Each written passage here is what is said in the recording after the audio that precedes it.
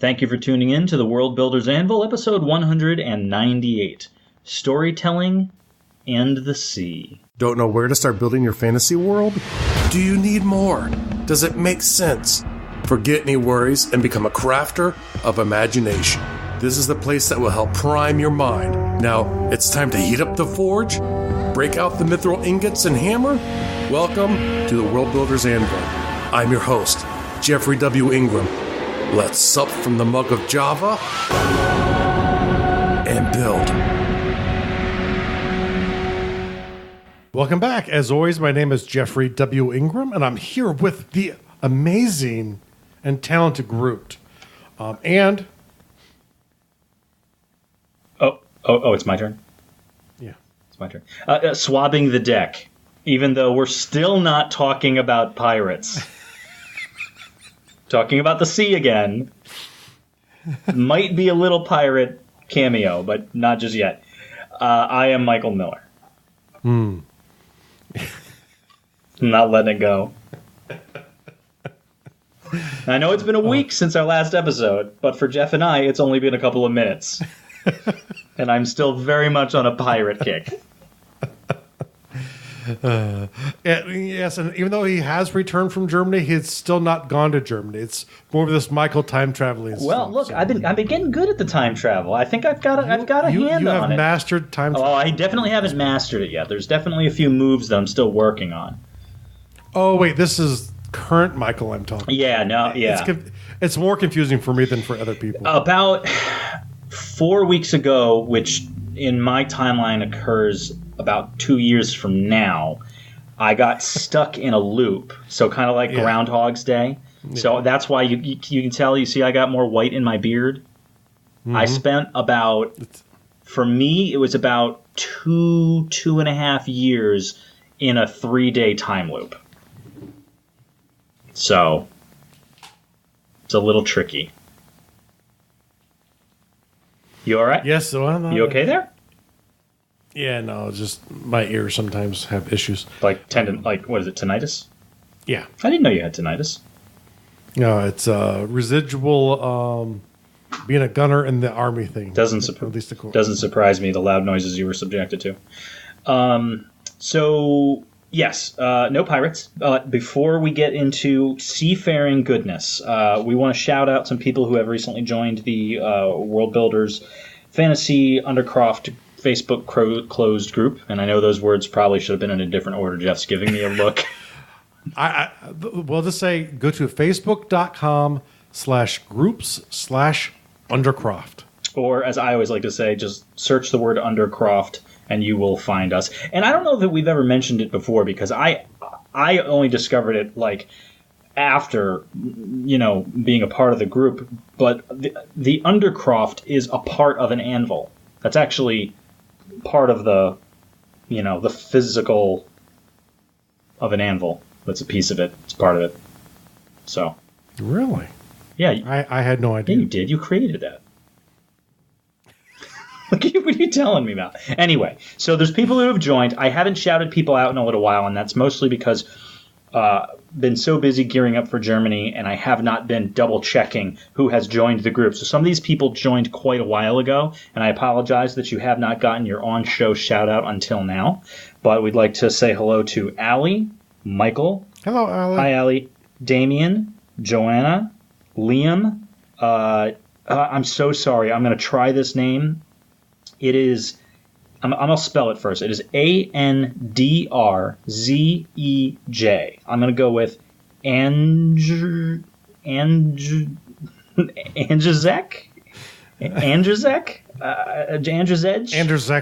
Andrzej, maybe. So I so apologize. I know I'm saying that wrong. Mm-hmm. It can't possibly be, stated the way I'm saying it. But welcome to the group. There's also a Darwin and a Yvonne. Did I say Liam? I believe you said Liam. And we will also want to throw a special shout out to Matthew Bannock, who joined the group. What? And Matthew Bannock is a very good personal friend of Jeff and mine, and obviously good friend of the show. He's also a a game creator. The creator of Descriptors. He's the creator of Descriptors. He's also just an incredibly sweet person, one of the nicest guys you could ever meet. So if you run into Matt in the closed Facebook group, feel free to chat him up about games. He loves tabletop and fantasy. He will love to talk to you about any aspect of this or games or anything. Yeah, he's a great guy. That kind of guy. So today we are talking about storytelling and the sea. And as we all know from the last episode, the sea is a pirate's first love. Not R. Not R. The sea. Yes. And so the way I'm going to look at it is the main genre of fiction involving the sea is what they call nautical fiction. I wouldn't have thought to call it that, but that makes perfect sense. That's what Wikipedia said, and they have to be correct. Oh, well, everything on Wikipedia is true. Everything on Wikipedia is true. Not as true as if it's on lesser-known blogs, but definitely Wikipedia is always correct. And so, if you, the listener, has not picked up on the sarcasm, please pick up on the sarcasm. It's probably good that you converted that. So one of the things, I'm obsessed with storytelling in general. I'm a fantasy writer, but I believe that if you look at other types of genres, you get things that you can use or utilize to make your own work better.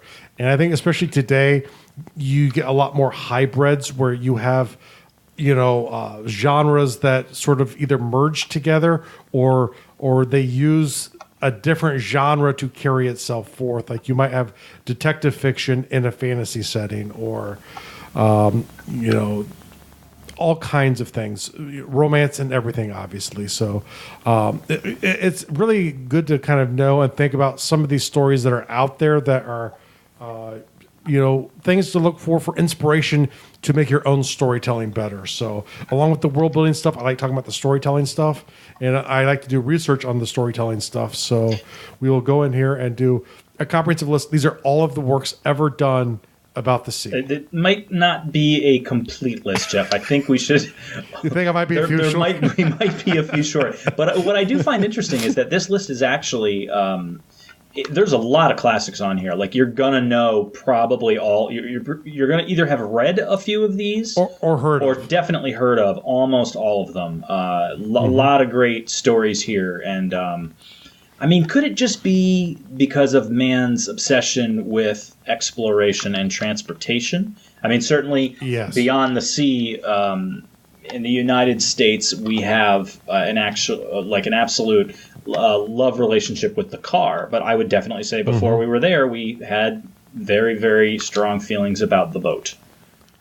I think the boat was the original car. It is the original proof of man's desire to explore. I think that was the thing that made it appealing, was you could traverse the ocean. And humans for a long time have had pretty good ability to navigate close to coastlines in the ocean. But if you got much further, they become very dangerous and ancient vessels. For most ancient vessels, very difficult to traverse open ocean. And a lack of knowledge there. And even like if you look at like ancient maps from like the Middle Ages, you'd see like these sea monsters. And you go, wow, those are sea monsters. And you go like, they look kind of like whales. And there was probably, I would imagine, something culturally that made these whales. Think about it. If you're like in this small little dinky wooden or leather boat sometimes, if you got bumped by a whale, that could be fatal. Well, getting bumped by a whale, even like in modern times, you're talking about a very large thing. Well, it would depend on the kind of ship you're in. I think if you're like in a giant well, of course, if you're in like a cruise cruise ship, whale's probably not going to do a whole heck of a lot. It probably wouldn't. But like if you're in a small fishing boat made of fiberglass, you're probably doing. Well, that's exactly what I was referring to. Like what your average. That's a very fair point. What your average middle class person might have as a boat that they would take to go deep sea fishing. One of the interesting things I can think of too was moving out to New England, I've heard of whalers. The people who would go out and they would hunt whales for the oil, which is a relatively new and old thing at this point. They only started a few hundred years ago, and it kind of stopped, like 100 years ago. But was learning that, you think of the old Moby Dick, these giant wooden ships chasing whales all over the ocean. And so you kind of think about these big boats, but when they were actually hunting the whales, they were never in those boats. The actual whaler boat itself is a very small dinghy. Yeah, I was going to say that they would lower into the water. Yeah. Well, that gets them closer to the water. Which makes sense. You don't want to risk the ship that transports you back and forth from England to the South Pacific. You want to be in the ship that you don't want to lose, but if you do, other people might be able to get home. So, it's very interesting. But it's like I saw some footage where recently they've reactivated a whaler boat in New England, like the big seafaring kind, and what they would do is they're standing around trying to bring awareness to whales and what they are and what we know about them today, and actually following some of the old routes. So they're not out there killing whales. No, they're doing just the opposite. Where, and it's funny because 150 years ago, if you were to approach a whale in a boat the way that they were doing, the whales would defend themselves because all of the whales back then knew the sound. But today the whales don't, not for a classic boat approach. But so now they're going up with cameras and interacting in a non-destructive way with them. Yeah, non-threatening. In an old New England style whaler boat, the same kind that would go out to the Galapagos and the South Pacific. So very, very a much better way to do it in my eyes. But then again, I don't need whale oil to heat my house. So what do I know? Now, but now going back, the sea and waters have dominated humans. Some of the oldest stories we have from antiquity that are written down are flood stories. One that you might have heard of is like this Noah guy. I guess he got in a flood, made a boat and survived it. Gilgamesh, there was a great flood in the Gilgamesh epic as well. Very similar stories, actually, and probably the peoples were very closely related and around the same time period in the same area. So it was probably their own version of the same story. Cool. But cultural appropriation action. Yeah, and who knows which one came first. I mean, Gilgamesh is Sumerian, so their civilization was around first. But these stories were oral for a much longer period of time before they were written down. And ironically, the Noah story was written down in Babylonia by the exiled Jewish people. That's when the Torah was originally put to text. So, I mean, but it's very interesting, though. Even if you go outside of the Middle East, there are great flood stories all over the world. But this idea of the sea coming in and the destruction that it would cause. The Greeks had flood stories. Everyone had flood stories all over the world. Gilgamesh being an interesting one because not only is there a flood story, there's also traveling across water. And a lot of times it might be rivers or seas that you'd have to cross over to get to the afterlife. And that's like part of the Gilgamesh story is once again he's going to the land of the dead. He has to cross the ocean. If you had traveled to try and get to the land of the dead in Greece, I believe the entrance was on the other. I believe it was on the other side of the Pillars of Hercules, which is where Gibraltar comes close to Africa, and there were actually pillars on the side of the mountain in Gibraltar, which you could see from the sea. And those were called the Pillars of Hercules. And on the other side was the Atlantic, and on one side was the Mediterranean. And kind of the neat thing was, though, they actually had nothing to do with Greeks. It was actually a Phoenician temple, but the Greeks wrote history, so everyone thinks of it as the Greek name. They're like, those are the Pillars of Hercules. You know, we didn't build those, right? Whatever, who cares?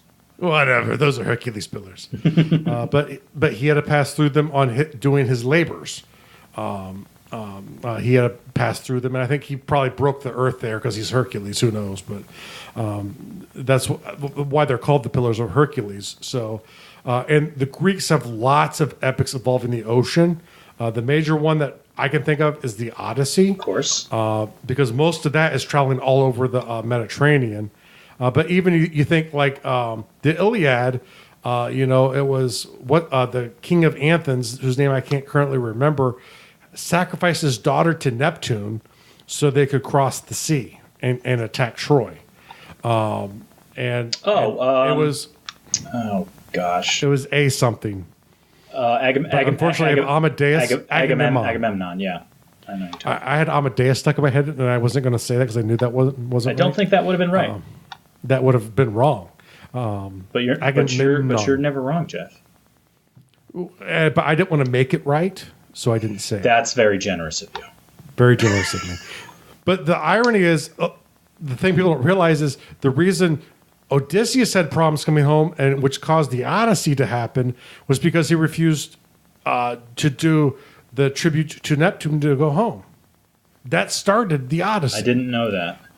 That's what started it. And I knew he pissed off a made god. I didn't realize it was Neptune.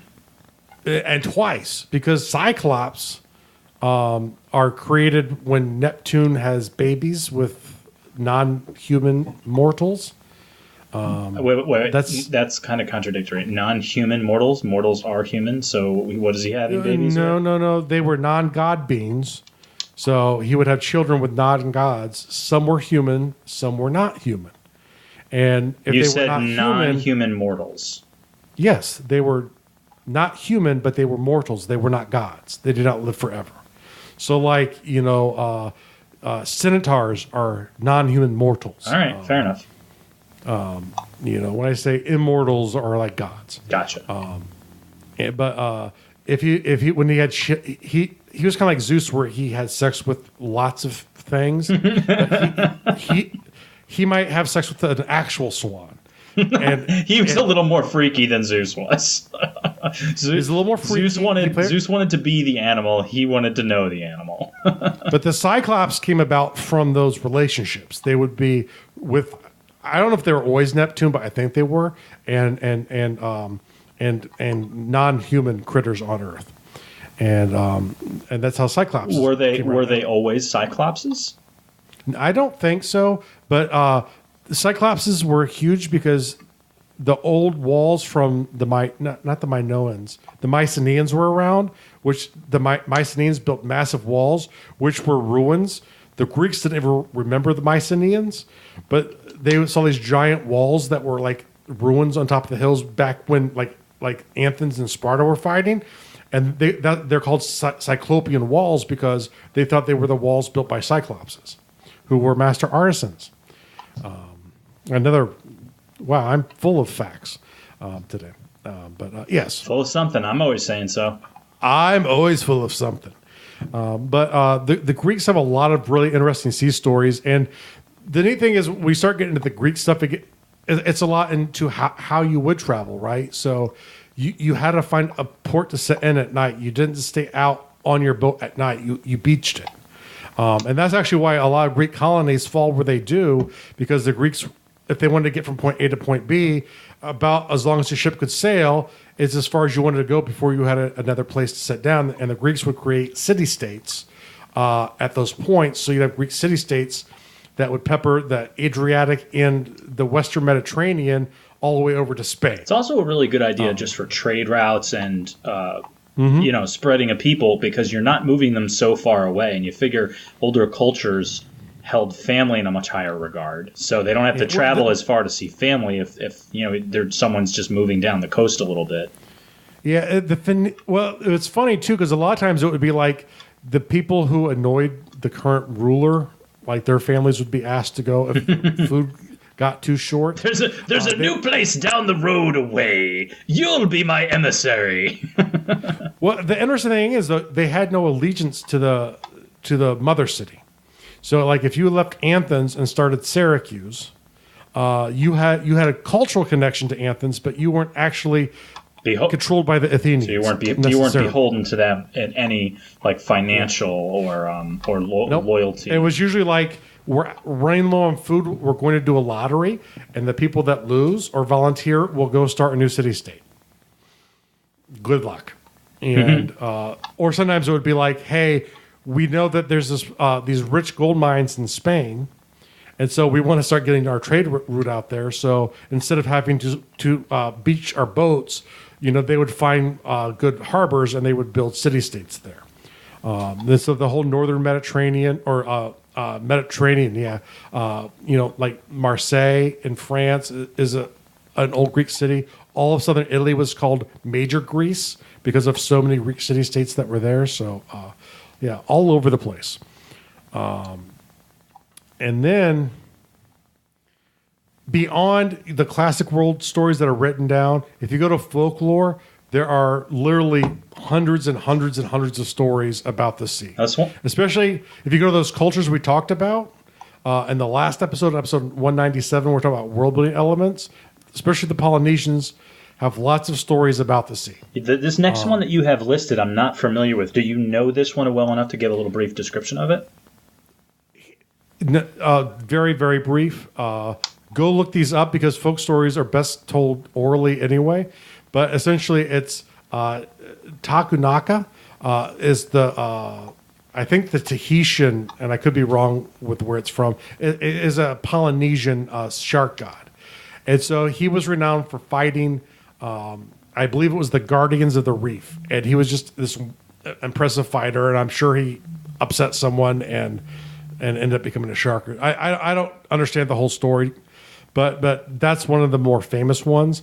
But most cultures, even if they're not beholden to the sea like the Polynesians, have lots of stories about the sea. The Old Man in the Sea was supposedly sort of like Greek folklore brought to the modern day by Hemingway. So there's a lot of folklore stories that are about the sea. So that's a good place to go to for juice and for brain thoughts on inspiration. Go there for brain juice thoughts. For brain juice thoughts. That's says I probably need some if I'm saying it that way. No, I like that way. I like this. The juicy brain thoughts. The next thing I like to think about too is once again the sea is this obstacle, and the ultimate obstacle that the sea presents are storms. If you're in an area with cyclonic tropical storms effect, we've had a couple big ones in the U.S. this year. But pretty much if you're in an area of the world where you have cool air, like if summer ends quickly, those tropical storms will spin up and come up north. Which is what causes hurricanes. But one of the classic stories that I know of, and it's not really classic, it's only like a few years old that I know of, is the Perfect Storm movie. And it was literally about this New England fishing vessel that got caught out at sea and was lost at sea. And it's sort of a fictional telling of, probably a much more exciting version than what really happened, of these guys who went out to sea and literally, due to like just the wrong place, wrong time kind of story in the sea, where like a couple of massive storms get pulled together on top of them. And they get trapped out and then they end up getting lost at sea. But there are lots of stories talking about how the sea's an obstacle. And it could be, on top of that, it's the ship got sunk, my motorboat got sunk, and I'm now floating out in sea in a boat with other people. Your classic cannibal stories. Well, there's a really, I just watched it not too long ago. There's one with Robert Redford, and what's really amazing about the movie is that there's literally almost no dialogue throughout the entire movie. I think he says 2 or 3 sentences. Are you thinking Tom Hanks? Nope. Robert Redford. Okay. It's not that old. He's on. It's not Castaway. No, this is on the boat. What happens is he's on like I think it's a small sailboat, and in the middle of the night, he hits a storage container that has fallen off of obviously a big huge boat that would be carrying these storage containers across the ocean, And the rest of the movie is all about how he deals with this, because it's put a hole in the hull, and I don't want to ruin anything for you, but it's kind of an incredible movie considering there is almost no dialogue at all. That with the Castaway, he talks to Wilson most of the movie. So while there is only one character for the majority of the film, there's almost two, because you've got this relationship between, it's really a man trying to hold on to his sanity and creating a character for the sake of loneliness, and not, I think we've all seen the movie. We've all got our interpretations of what occurs with Wilson and what have you. But this other movie with Robert Redford, and maybe I'll look it up, he's alone the whole time. He's just out on the boat. He doesn't have a coconut. Yeah, no volleyball. Oh, it's a volleyball. He is a volleyball, yeah. It's all right, though. I'll give it to you. Well, yeah, and it's like, do you know the term doldrum? Yes, of course. And the modern meaning of the word doldrum is like sort of a kind of not really depressed like state, but a kind of, I guess. You're sort of down. It's kind of blah, and not in a good way.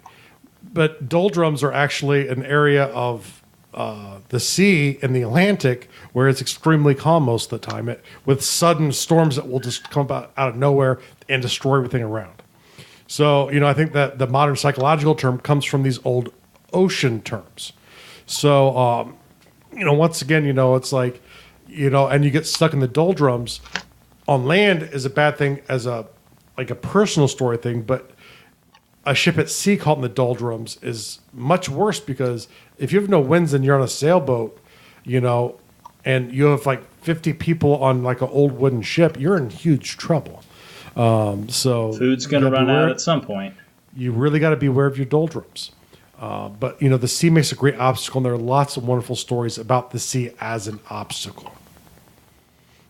And now I think the most, getting more into the more classic nautical stories, I call them naval stories, but they're not all necessarily naval stories. You have to think of Moby Dick. Got to. You have to think of Moby Dick. Just because, it's the classic monster story. Classic man versus nature and man versus himself story. And I would argue more man versus himself, because who was really the monster? I would not argue that. I would absolutely agree with that. And I was going to talk about Treasure Island, but I've decided to skip over that one. And we'll go straight to Master and Commander. Before we go to Master and Commander, if you're going to skip over Treasure Island... Okay, it was like a few Muppets. If we're going to go Tim Curry over Treasure Island, because obviously pirates, we have to at least mention other pirate classics such as 2,000 Leagues Under the Sea. Because that's not really a pirate, though. Yeah, he's a pirate. I would say that he's a... I guess you could argue the lead character is kind of a pirate. I would go with Nemo being a pirate, since he trashes other ships. But in a man needs to advance kind of way. You sound doubtful of Nemo's intentions. Yeah, I just want to include the 20,000 Leagues before we move to Master and Commander. And I do think there was, because that's a big step down. There was a old U.S. naval kind of version of that. I'm going to call it 20,000 Leagues Under the Sea, but I don't remember if it was called that. I remember watching this when I was a kid, and it was this top of the line modern submarine, supposedly, back in the early 70s, and it was really deep underwater, and it was called the Nautilus, and it was a very fun action adventure kind of TV show back then. The TV show? It might have been called 20,000 Leagues Under the Sea. It was a TV show. It was a series. I don't know how long it was on. I was a pretty young kid when it was on. I remember that, but I liked it because it was sort of crazy stuff from 20,000 Leagues Under the Sea, but it was on a modern U.S. Navy submarine, but it was a sci-fi version back then of what a submarine could be. Mm-hmm. So it was kind of like Star Trek before, even though I think it was after Star Trek. Who knows? But yeah. I get you. Master and Commander, British ship gets caught up against a Spanish ship, major duel, but so far from home, it's ridiculous, and it's survival of the fittest in the South Pacific. Yeah. So classic one there. And now for if you're going to see a submarine movie, if you want to get into the psychology of what it's like, if you want to understand anything at all about sort of World War II warfare, especially warfare under the waves, you have to see. You have to see Periscope down. No, not down Periscope. Das Boot Michael's Navy, or The Boat. Gray Lady Down. No. Gray Lady Down is a serious mention, though. That one actually is a really good submarine movie. Okay. Actually, I enjoyed all of those. But The Boat, or Das Boot, as it's called, because it's a German movie. Boot. It's about a U-boat in the Atlantic, obviously. And but you get to a lot of the tension about, can we hear it? We can see them. They can't see us. Do they know we're here? And you get a lot of the psychology of what it's like to be completely isolated from the world.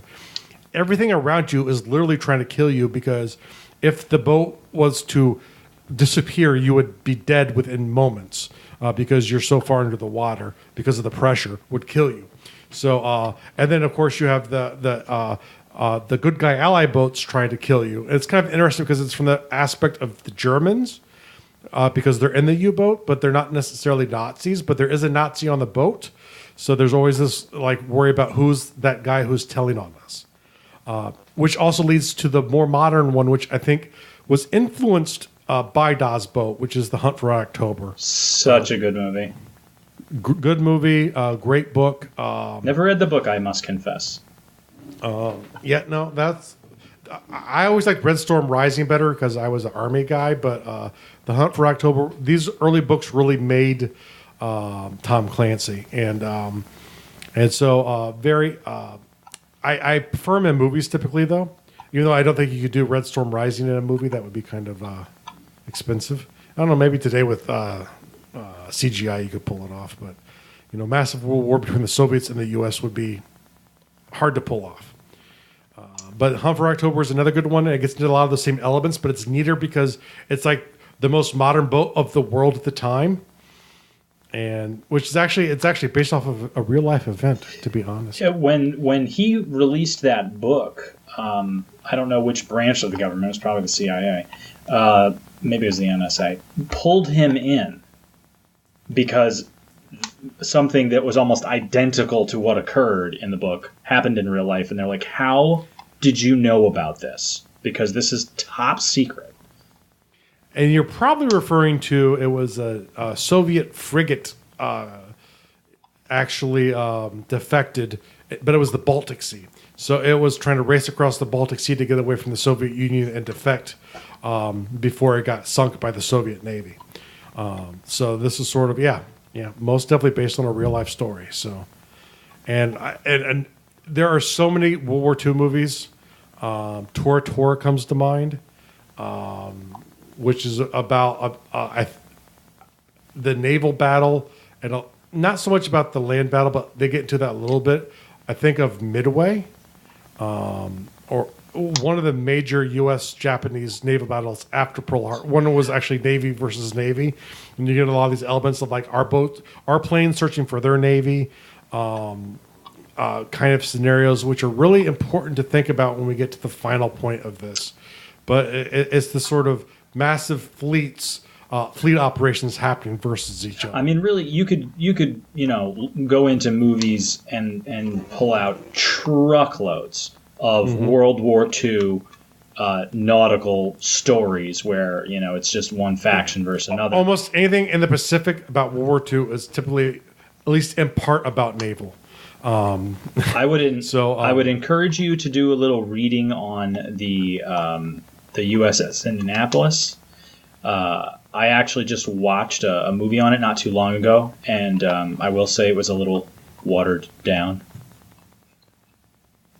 Pun intended. You said Indianapolis too, right? Yes. The movie. Oh, geez, what a jerk. The movie. Well, it was like they had an opportunity to do a lot more with the movie. It was the Nicolas Cage one on Netflix. I don't recommend it a lot because it was kind of it just wasn't that great, and that's a really traumatic event in U.S. naval history, and it's a heck of a story. It's also one of the horrors of war kind of stories. Definitely too. A horrors of war story. For those of you that are not familiar, totally true. The USS Indianapolis which was a cruiser, was the vessel that carried the atomic bomb that was dropped on Hiroshima. They needed to get it over there and then get it on a plane. And normally cruisers would go with, I believe, 2 destroyers as escorts because cruisers can't handle U-boats. The destroyers would, and to keep the cruiser safe. But because they needed this mission to be top secret, they didn't want anyone to know that they were there. And the Indianapolis was a fast boat, and it was, had a great crew. They were like, "You're the one that's going to take this there, top secret mission." So they successfully brought the bomb across the ocean. They dropped it off at an island not too far from Nagasaki, or Hiroshima rather, and now Nagasaki came later. And then they were traveling back to, I presume they were headed back to Pearl Harbor. I would assume. And they, again, requested destroyers as escorts to bring them back across the ocean. And they were denied, which still surprises me. But the movie really glossed over that by basically saying, well, it was top secret. You weren't meant to be here, so you're still not here. So just, get your butt back, across the ocean. And what happens is a Japanese submarine saw the boat, torpedoed the boat, and the boat went into the water.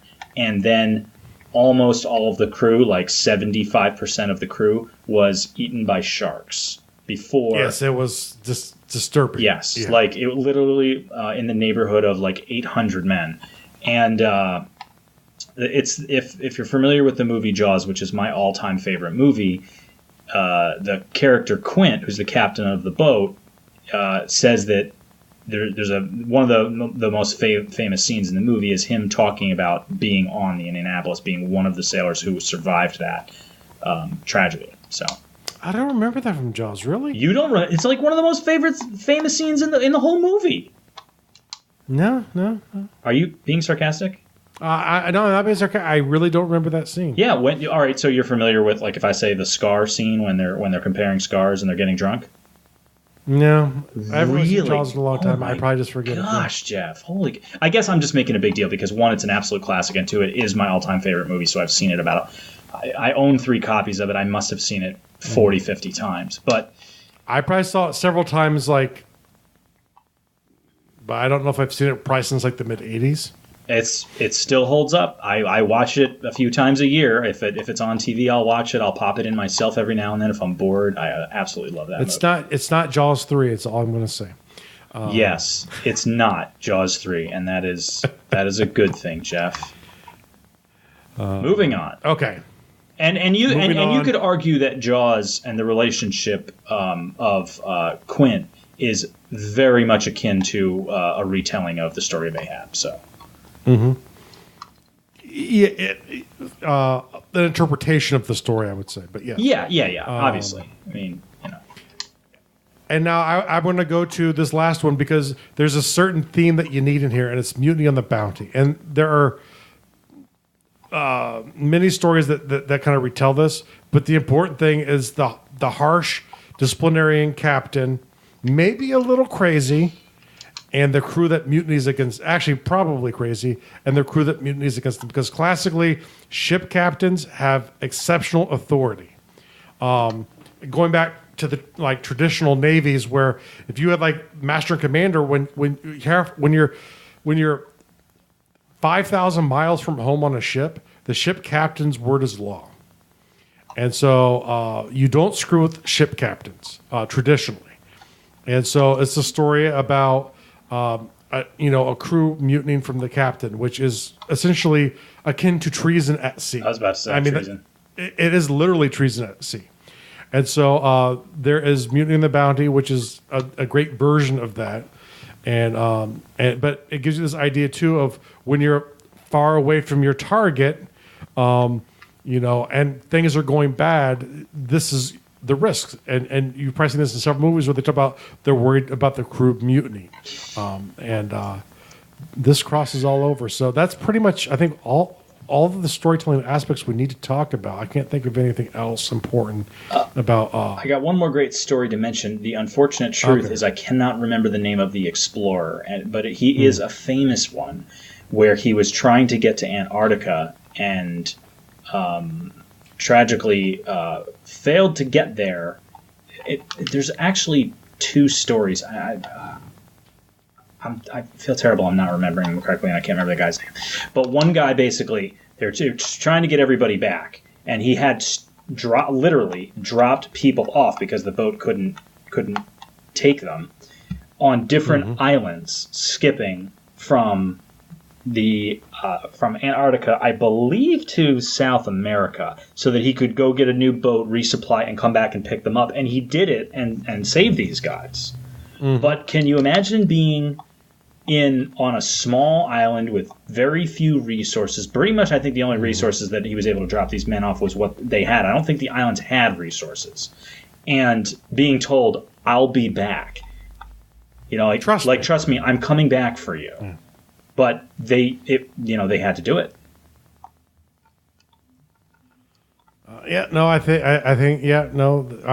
That's a good one. And like I said, even today, if you ever end up on a naval ship and the captain tells you something, the law of the sea puts a lot of power in the hands of captains even today. So, that's a good one.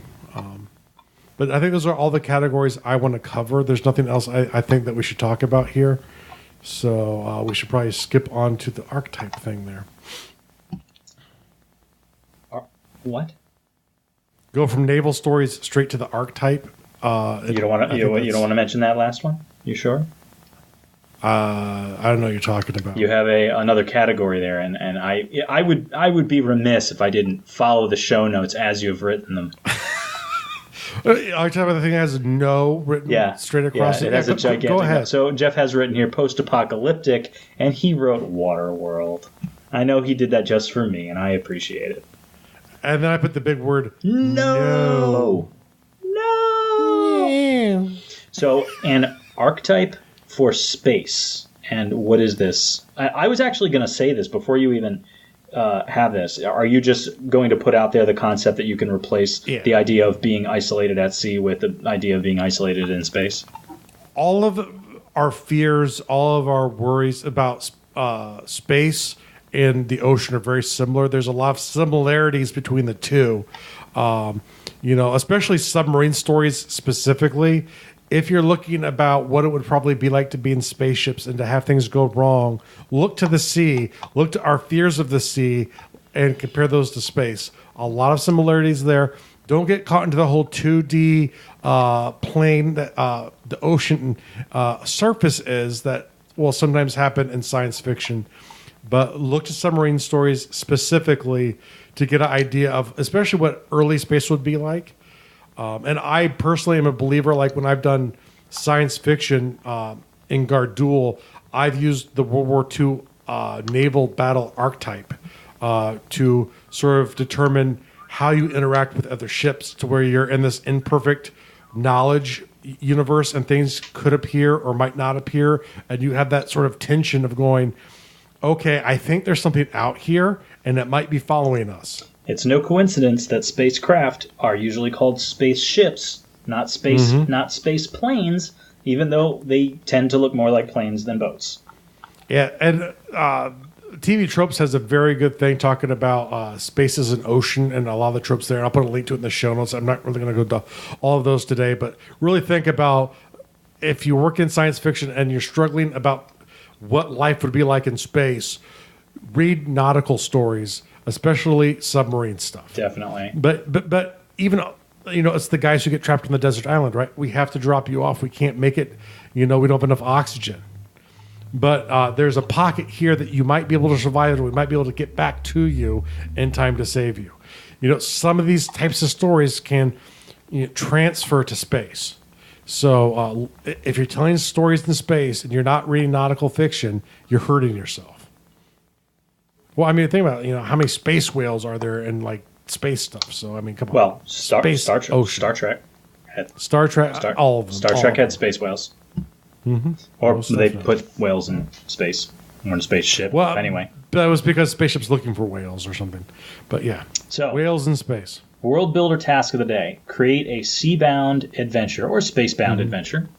And remember, if you have a desert world, we flooded it last episode, so there's no excuse. No excuse. Basically, 2 episodes in a row, Jeff wants Waterworld. No, a seatbound adventure. Two episodes in a row. Jeff wants Waterworld. And for the real world task of the day, watch Mona. And I need to do this. I've not seen this movie yet, and I want to. I'm sorry, watch what? I think it's Moa. Nope. How do you say that? Moana.